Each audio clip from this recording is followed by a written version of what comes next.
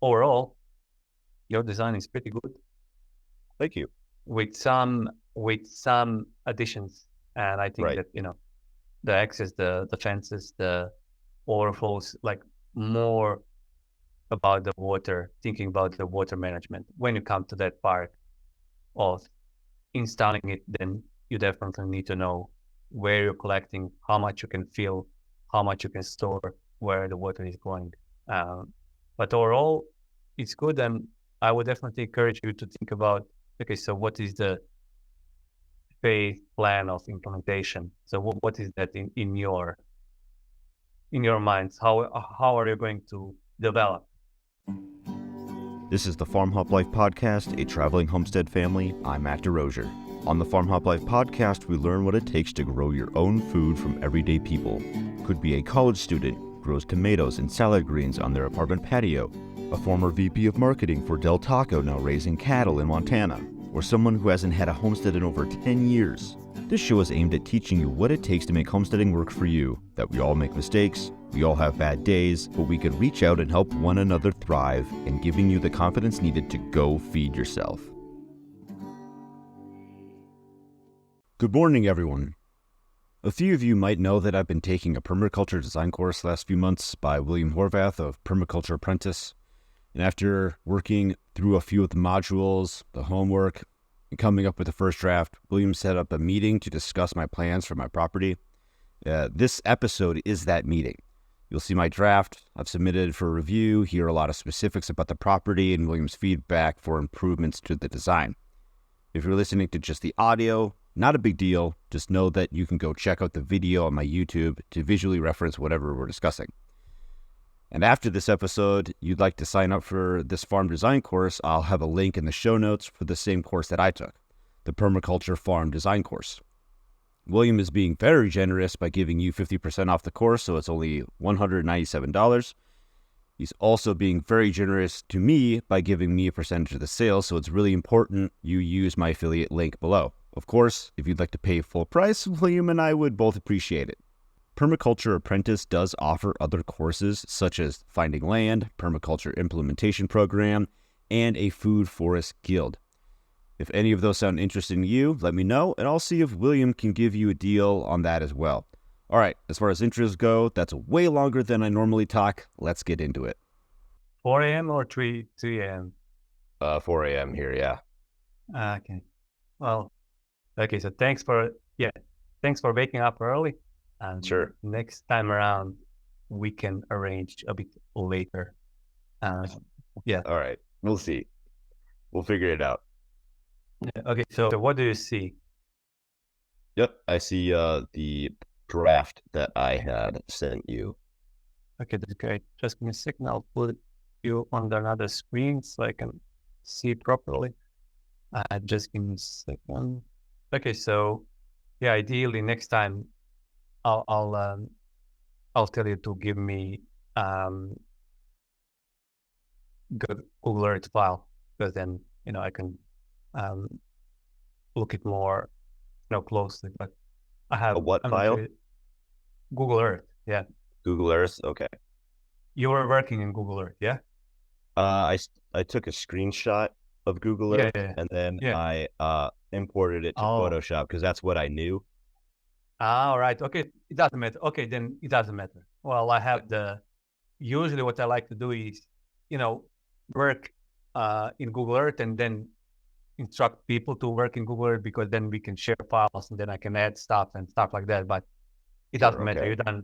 You done your in Photoshop, everybody. I would default to Illustrator, so everybody defaults to whatever they know. Sure. Yeah. So I had a look. Like, it's really interesting. Like, looking at the bigger picture, it's interesting how all of this is dry and this is all green. So what's the story behind that? Like, is this all So irrigation? What's happening there? yeah, it's heavily irrigated. So I live up on a hill. Yeah, I can Thankfully it's see that. southern. Yeah, it's southern facing. And so if you zoom way So in is it on southern this or sorry? Is it southern or like more? Yeah, southwest. Basically. southwest. Yeah, Yeah. southwest Okay. facing. Yeah. Yep. Yeah. So if Mm-hmm. if you zoom in a little bit more, Mm-hmm. um, Mm-hmm. It must. Yep. Okay. So right, just on the edge of that green line, right Yeah. there. That's Yeah. called an irrigation ditch. So there's All right. water Okay. that runs in there. We have a thing here. I don't know how it is in Croatia. You're in Croatia, right? Yes. Yes. Yes. Yeah. Here in You have to Montana, pay it. Yeah. You have to pay for it. Yeah. yeah, water rights. Like, so you need to pay for like that slip of paper that says I have so many shares out of this irrigation ditch. Now I could still get those shares. I could still own those shares, but I can't get the water out of the dish, even if I own them, because I'm above the water.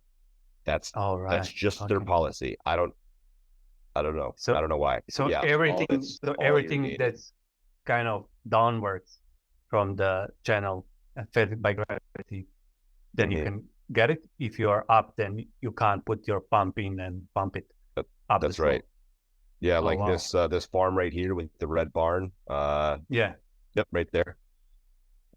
Yeah, they put in a center pivot, and so yeah, their whole field is irrigated. Here, yeah. Yep. All right, very interesting. Okay, interesting to have the broader context. Okay, so let's now look at your design, and I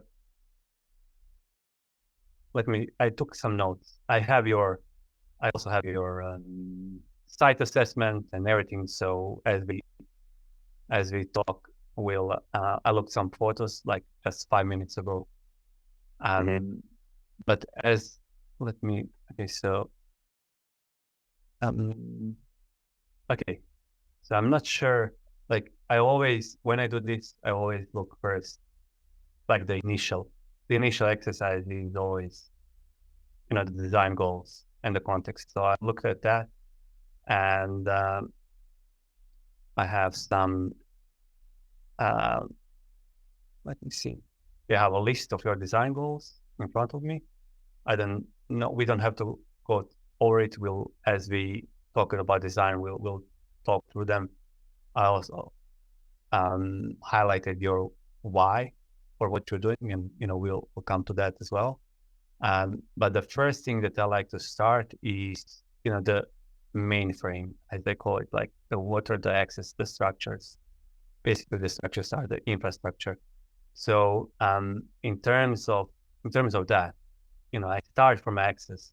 Basically you look at all three at the same time, but for the sake of having some kind of sequence, I always start with it should be water, but I start with access because access is already there, and then we build on top of that. So in terms of your access, you have access roads here, and I can see that. I'm not sure if that's like concrete or whatever, but it's Just there. Gravel. It's permanent. It's gravel. Okay, it's there. It's permanent.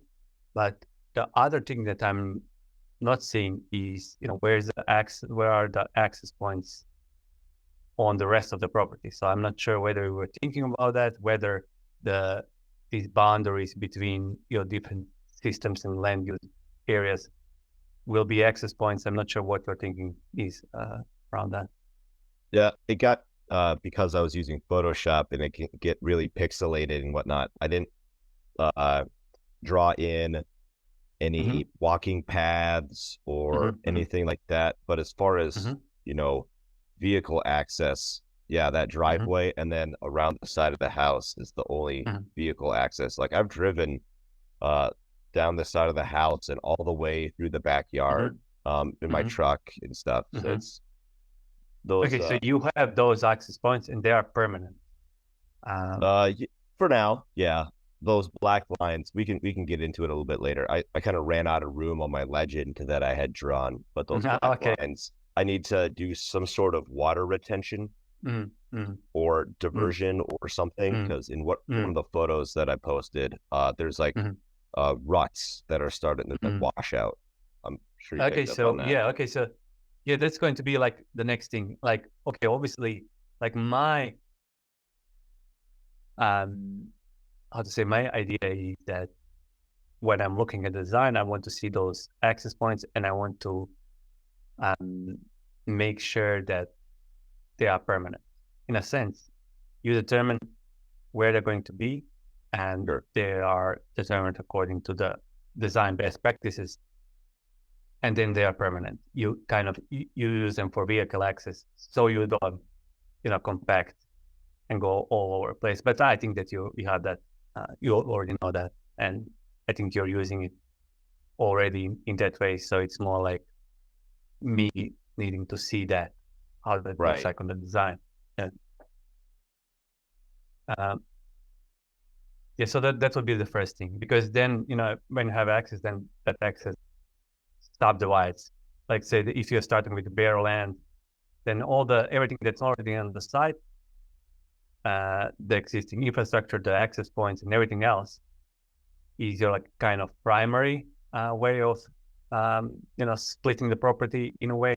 And then as soon as you design your access points, then they are also splitting the property. So starting with bare land and analysis paralysis, with each consecutive layer that you put, it's more clearer and clearer where other things of the design should be. So that's why kind of access first, and then the second would be the water layer and the water system. So I can see that you designed here that you will be collecting rainwater. So you mentioned 2 tanks or something like that. So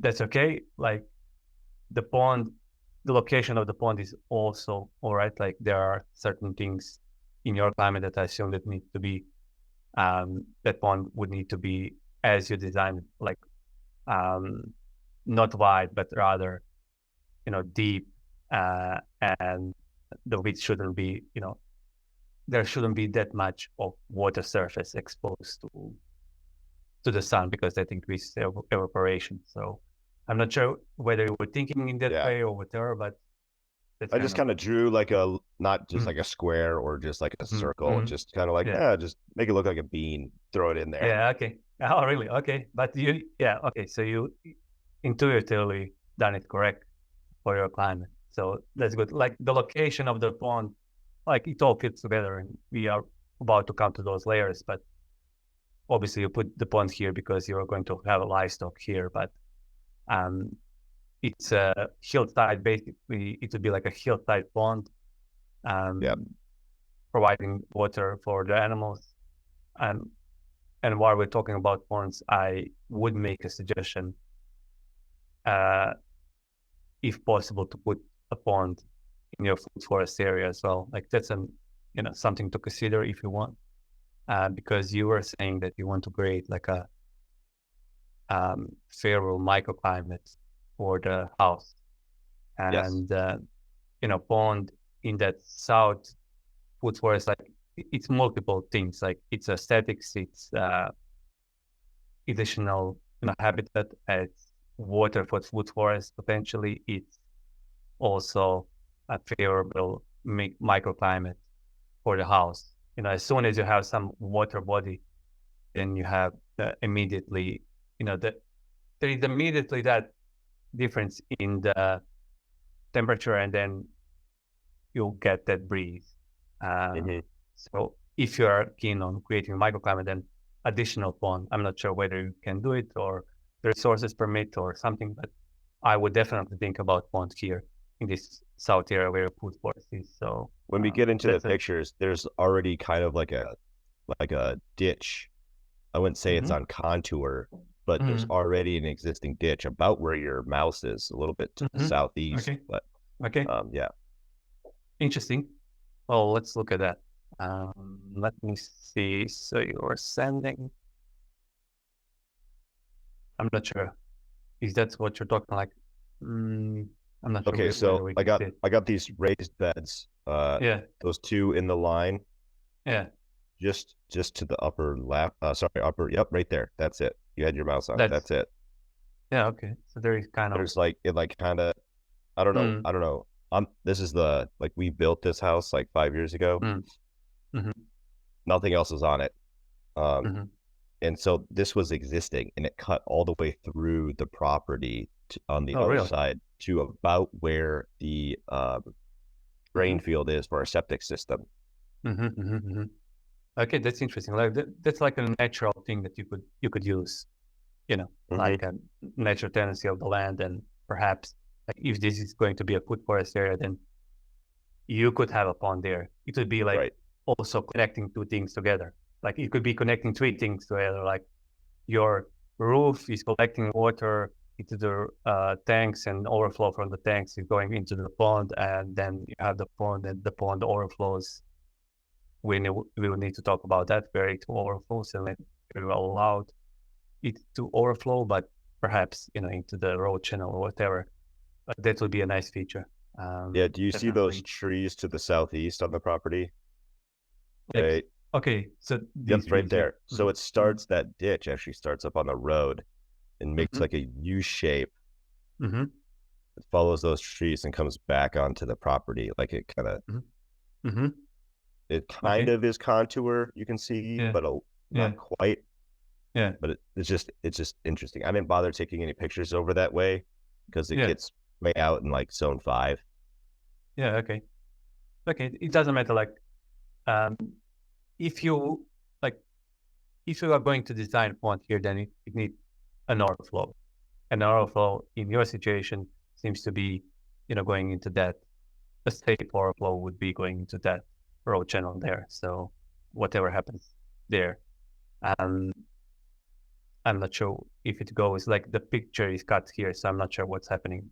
Uh, There's a bridge. there is a bridge, okay, but that would be like in terms of water, that would be my suggestion. Like in terms of ponds, you have already rainwater collection. Obviously, um, maybe we are skipping, but if you're planning a garage here, then garage is also another point, rainwater collection point. Yeah, I'd Because like to roof push and it to the pond to get it yeah, to yeah, that okay, side of the property. yeah, yeah. Definitely. So I'm just saying because I'm not sure. I assume you already thought about it, but because I'm not saying, I need to mention it. Okay, so that would be like the at the what? Let me see what I have. Okay, so yeah, I had questions about. I didn't know that was a ditch. I thought it was a creek. Doesn't matter. Okay, so yeah, okay. So that's about the water, and I'm not sure. Like every time you have like a water body, you have to think about where is the overflow going. So maybe that's not an issue in our climate. You get like I don't know how much in inches, but I know it's like 300 millimeters in rain and then 300 millimeters in snow. That's not much. That's really like a semi-arid. So I don't think. And how is the rain distributed throughout the year? Does it come in one big go during the summer or whatever? How is the rainfall distributed? We get a lot in April and May, Mm-hmm. and a lot in like in snow throughout Mm. like December and January about. But Okay. July, not August, very, very hot, very dry. Yeah. Okay. So in terms of um, then water systems, obviously this pond will need to have some water source, and that water source can be roof water, rainwater from the roof.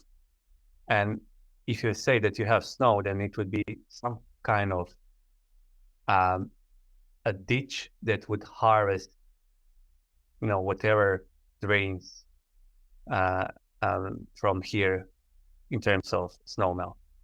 So that would be like your strategy for capturing the water that's here. You would need some kind of water harvesting drain, and you need to have like an overflow for that, and eventually, depending on how you're planning to utilize that water, like water distribution, either channels or whatever, water pipes or something like that. Um, so that's kind of water management is always kind of interesting, and as soon as you capture water, you need to think about how you're going to distribute and release safely, overflow it, and how you're going to capture it. So that's kind of the around the water. Um, same goes for this pond. Um, capturing, feeding it, overflowing, distributing in the food forest. So in terms of that, to be, if you have ponds here, then you can, by gravity, you can irrigate everything that's here. That also dictates that maybe you could put, if you want to irrigate by gravity this area, maybe then you need a tank here or whatever, or you can use the pump or something like that. But that would be like the water set. Your climate is very dry, so if you want trees, you need a way to distribute water during the times when there is no water available. So a pond, water tank, water distribution network would help with that. We can address that maybe some other time because now we have to move. Would that be a good case for swales? You said you're getting in April and May, your majority of you're getting snow, and you're getting, yeah, definitely, because you want to capture the snow melt, you want to capture that big rain event. I'm not sure about, you said that you have a lot of rocks, so I would need to see more in terms of you'll be able to dig anything with a shovel, with a machine or whatever. If you are on a straight bedrock, then I took a picture of I'd taken a mini axe to level out a bit of the parking area where my truck is at there. So you can kind of see there's like maybe like a 2-foot section exposed where you can just see it's like dirt rock, just all the way down. Even in that case, like if you're digging a swale, then you are doing another thing, and that another thing is you're getting more soil for more rooting depth for your trees when you're planting them. So I think they would definitely work in your climate. And then you could create swales that are parallel to the contour lines, and overflow from one swale is going into another. Like if you had like a pond here, that pond could overflow into one swale and then into another swale and then into the third swale. So like just water would be cascading down. So that would be that would be a really good situation. Okay, the next is then the infrastructural structures. And from that, you are planning this garage. That's okay. I don't see any other good location for it because this is, that's gravel, that's your convenient, easy access. Yeah, that's okay. One thing that I didn't saw, and it was in your goals, goat shelter with the milking parlour area. So I'm not sure where is that in here. Would that be here or? So ideally that shed goes away. That is full of junk. Okay, that's right. But the so in this dark purple here, where dark we have purple this area, where chickens are. Chicken coop. Yeah. So last weekend we actually got rid of all our chickens. They just oh really? weren't working out for us right now. So okay. So the goats would be. I cleaned it all out. Yeah. Yeah. Yep. We could call goats or sheep. I'm kind of leaning more towards sheep now.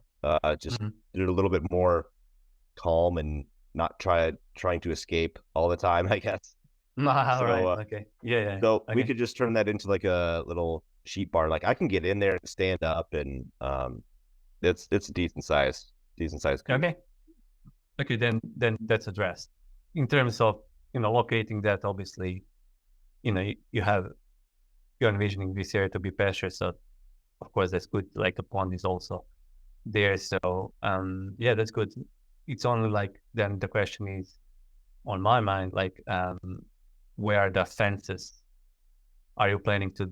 Because I don't see them. Perhaps the fences are these empty areas between those two white rectangles. I only have a fence on the upper part of the property along the road. I have a couple extra that I can cut across between property lines. But yeah, if infrastructure is going to need to be addressed big time. Okay. So yeah, I didn't see it in your plan, so I'm not sure where it's going to be. And infrastructure is then that subdivision between your different land use areas.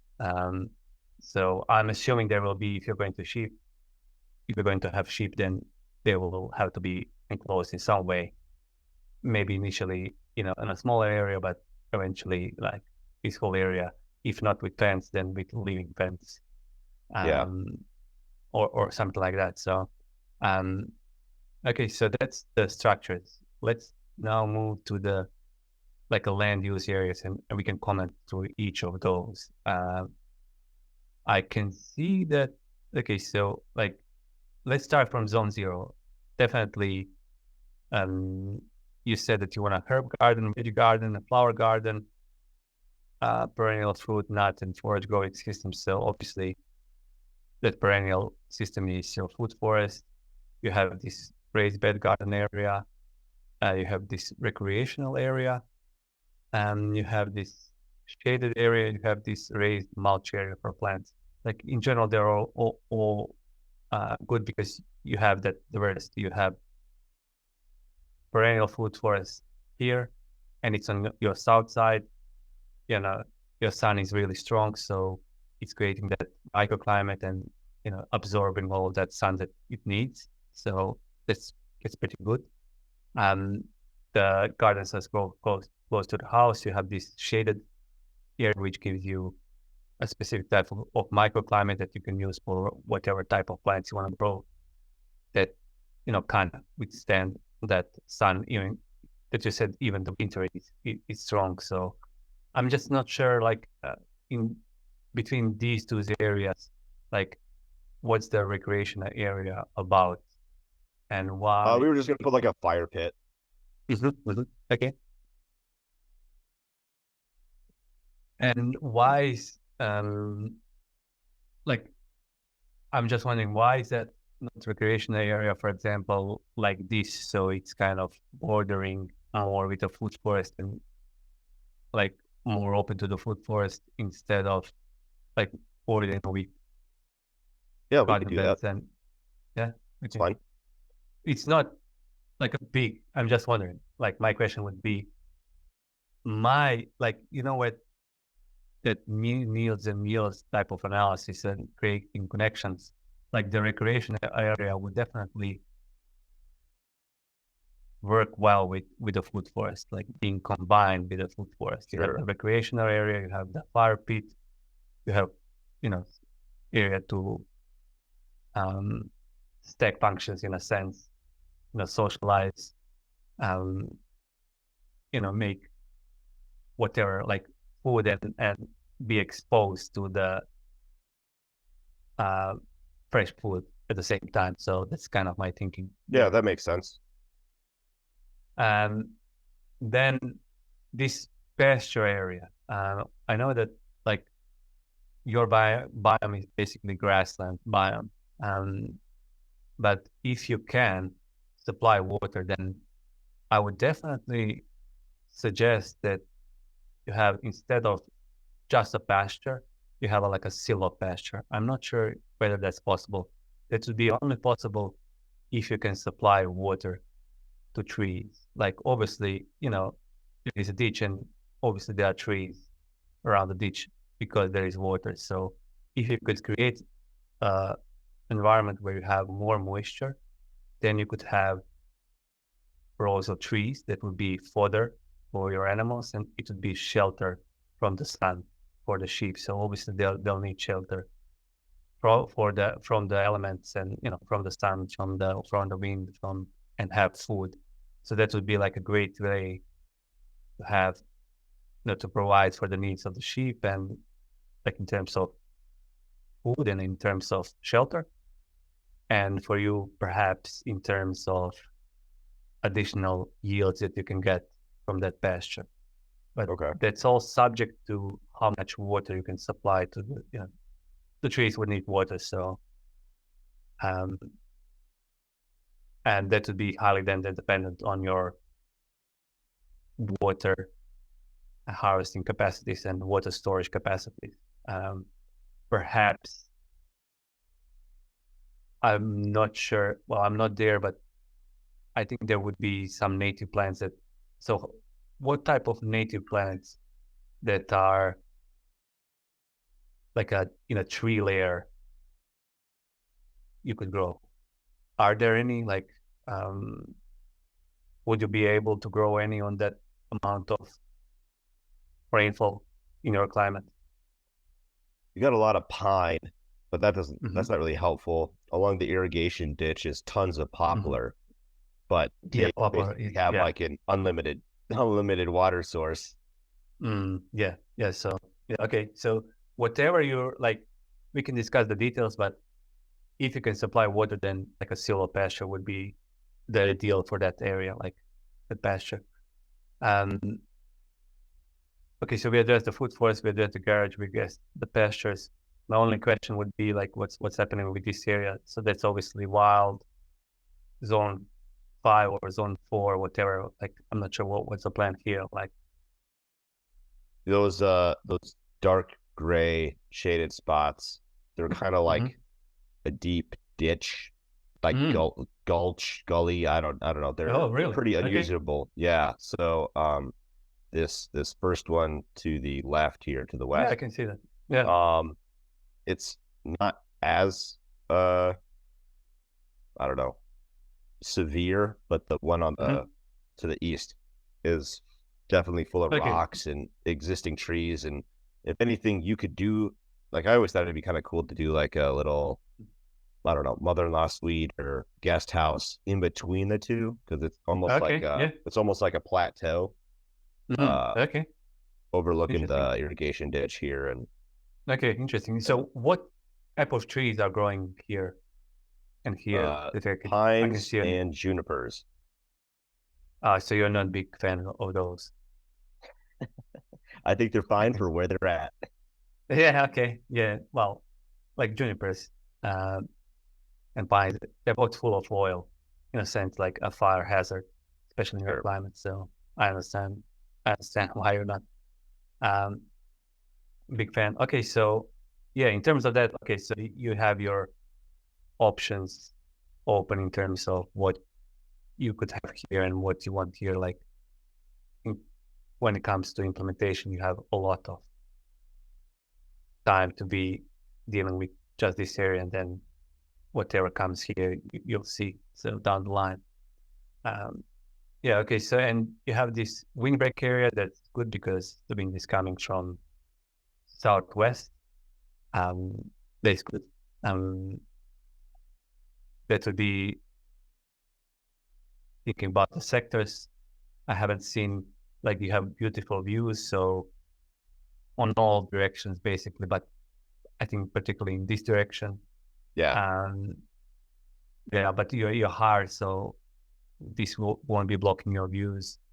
I don't think that you said that neighbors are a problem, so you don't need like a privacy hedge.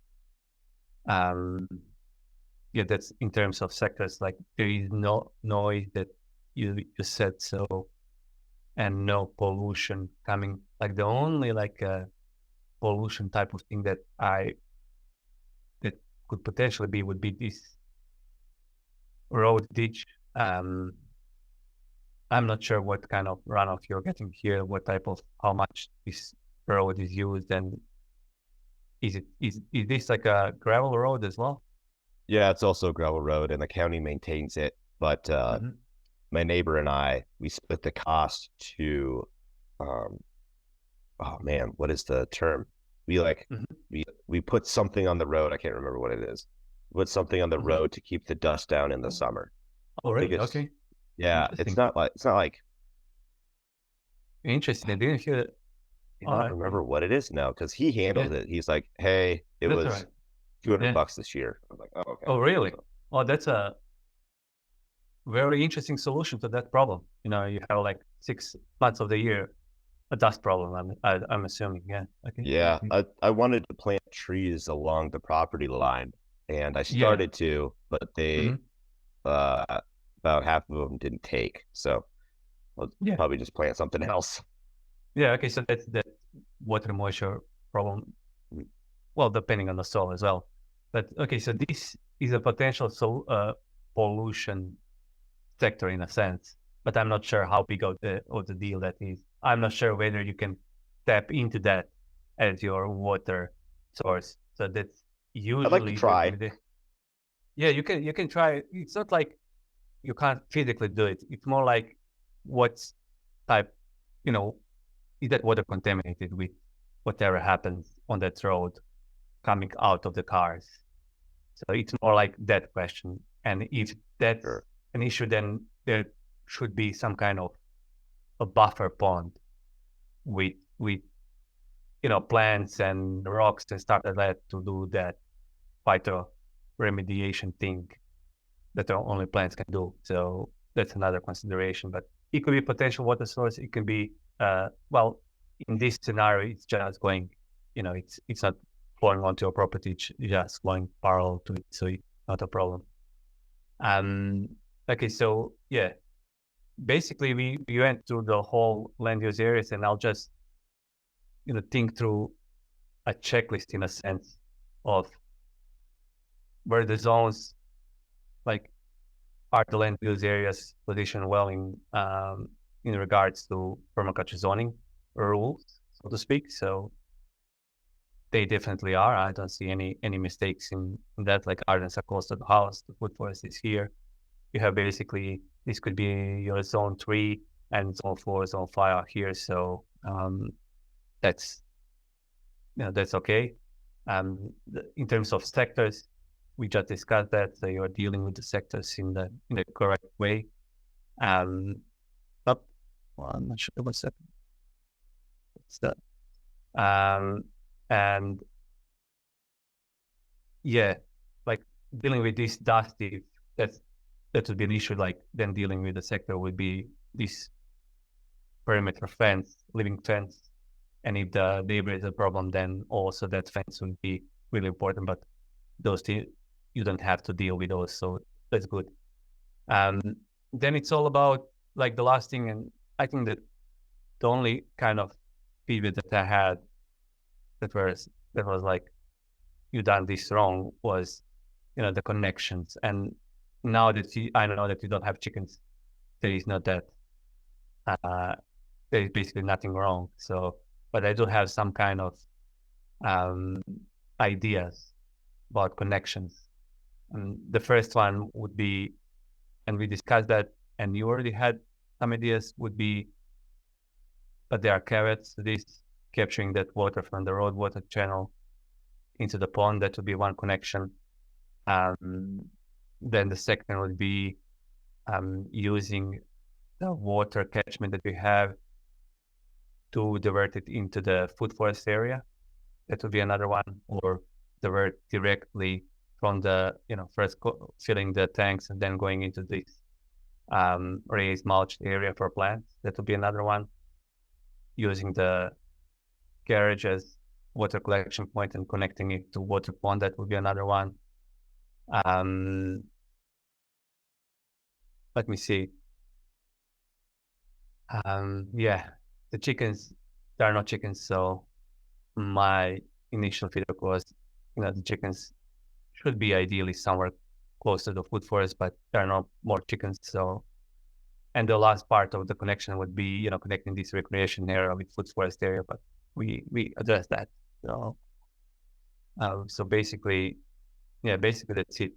And there is one more thing, and then that's what you said, that your main why of designing the property and what you want to get out of it is well-being and security for the family. Yes. And that translates to, in my mind, that's how I look at it as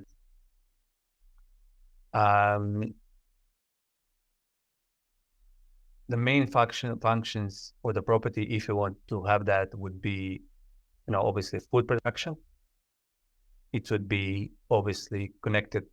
That would be, some kind of water security, water management.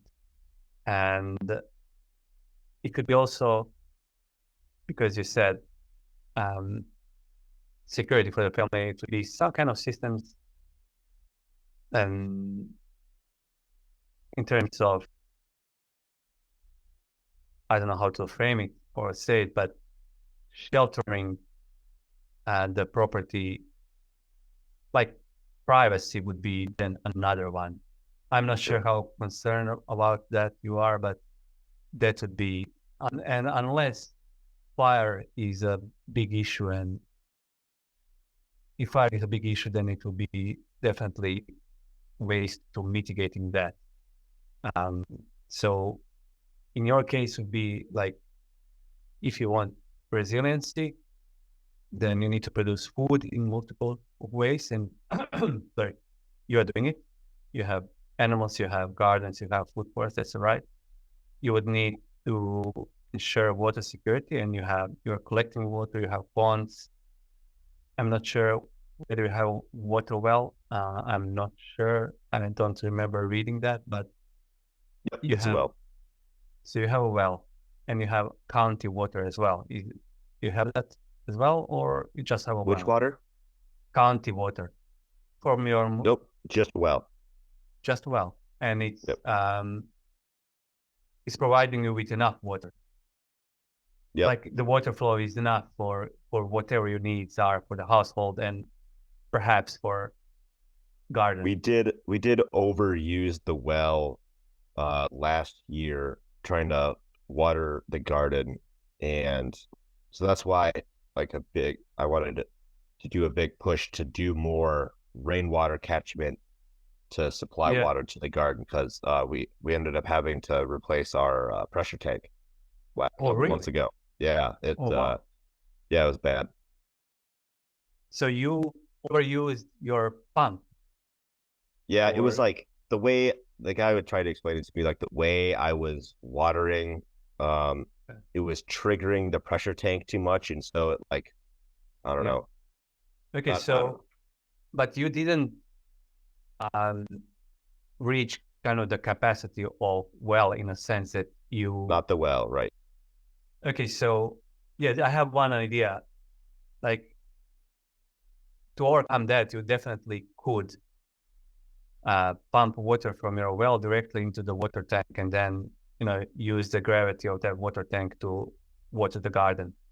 So that Yeah. kind of, even in the worst case, like water well flows, Yep. you could pump the water during the night and fill the tank, and then the next day you have the full tank, and you're not dependent on the pump or the water well flow. So some kind of Yeah. I also want to get a hand pump to work in alongside the electric pump, just in case. Okay, so so those are like the food part is okay. The water part, now that you're telling me, like you have a well, you're planning the pond, you're capturing the rainwater water. That's all good. Like that's covering that.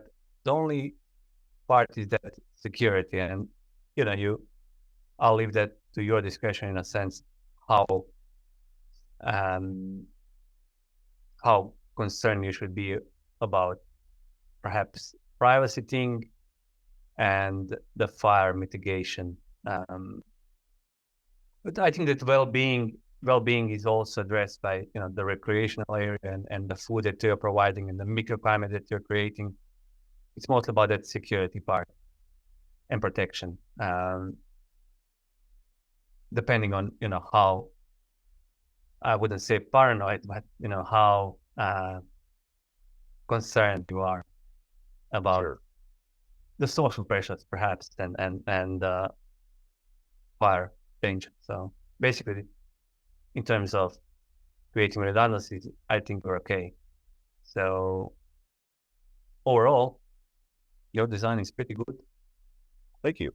With some additions, and I think that the access, the fences, the overflows, like more about the water, thinking about the water management. When you come to that part of installing it, then you definitely need to know where you're collecting, how much you can fill, how much you can store, where the water is going.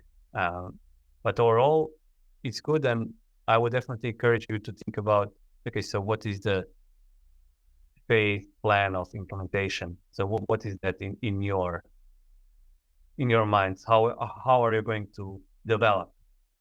You said that you built a house. You built a house like 5 years ago. Is that correct? Yeah.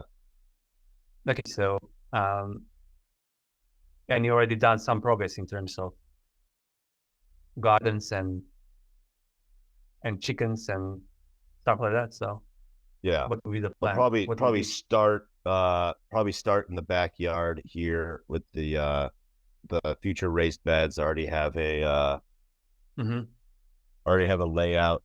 Can't really see that too good, but yeah, okay, I can see it. Yeah. What I was planning there, probably more immediate future. And then trying to plant something in that dark green shaded spot, Okay. and in the mulch area on the other side, because that's that's the core. That's the core. You can see results right away. Other long term, like work on long term items as you can. Like one of my questions for you, if you got a couple more minutes, I have 10 more minutes. Is so like the pasture area, or if I can create it to be a silvopasture, should I found some like native grasses and stuff. Is it would it make sense to seed that pasture area with those native grasses to encourage that growth instead of letting the like knapweed and sheetgrass take over? Of course. Yeah, of course. Like you can overseed. Like I'm not sure what type of plants you have growing there, but you could overseed whatever native should be more, in a sense, aggressive, and have a better chances of establishing. So you definitely, but you also have to take into consideration what type of animals you have and what type of diet they prefer. So Sure. It would make sense to overseed stuff into existing pasture. Then should I thin out some of that sage that's in that north corner there, that north sector, or just thin out, like, because there's a lot of it, and I mean it does provide like some little habitats here and there. Some of them are I mean they get big, right? So they're like some of them are like 4 feet in diameter. Well, you can like my advice would be, if you can do that because you want to establish something else. If you do that, then try to establish that something else as soon as possible, and use the biomass for whatever put the biomass into these pits or whatever, keep them for your forest, whatever.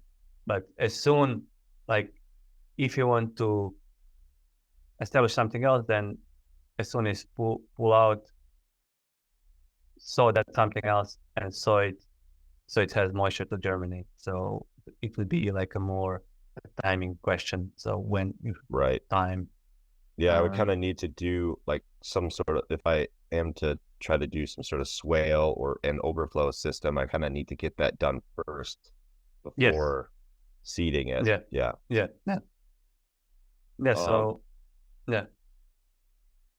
and then kind of in that same area, so you see that one tree to the west of the right there. So just to the northeast of that, there's a big section, which is my drain field for my septic system. What can I do with that? Because I don't really want to plant deep rooted anything in that space and then clog up my drains. So like, what would that space be good for? Well, I can only, in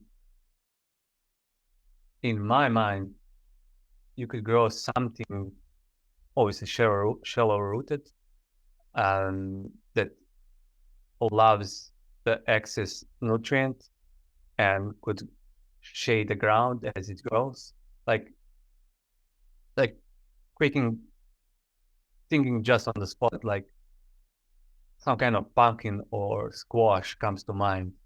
Like, that squashes and pumpkin, they would just grow in a compost pile because they allow the excess nutrients. So Yeah, you could use it in that way. I don't have a concrete recommendation for type of trees, maybe some kind of shrubs, um, shallow rooted.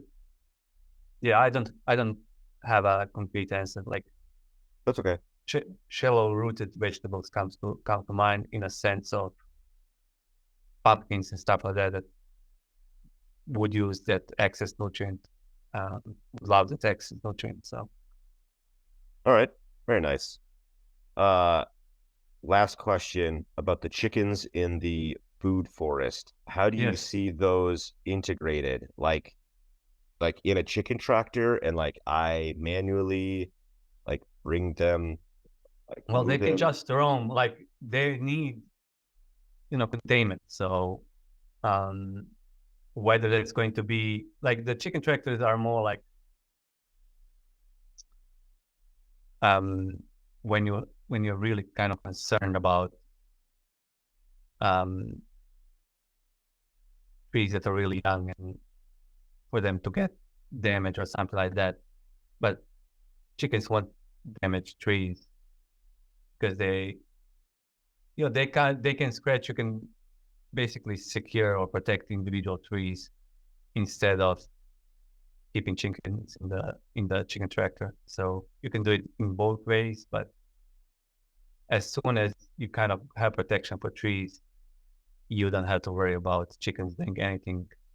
Okay. Rather just letting them roam and containing them with some kind of temporary fence would be like the ideal scenario. So yeah, you can Okay. like if you had like for example that silvopasture and you're growing um, commercially, meat birds, then the chicken tractors make sense. But if you have um, the chickens for eggs and stuff like that, then let them roam and enjoy and have a beautiful life. Uh, sharing the benefits of the system that you created for yourself. So Sure. You just have nesting boxes around to encourage them to lay in those areas. So you're not doing a no, well, egg no, hunt no, every day. no. The ideal scenario would be that you have like a chicken coop that's fixed, that's Oh, you okay. know that's in the food forest area. That's the ideal. Like, and they can roam through the food forest and then come, to sleep into the chicken coop. That's kind of the ideal setup.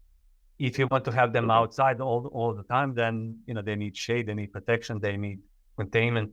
I wasn't thinking it that way for them to lay because I don't know where would you find those eggs.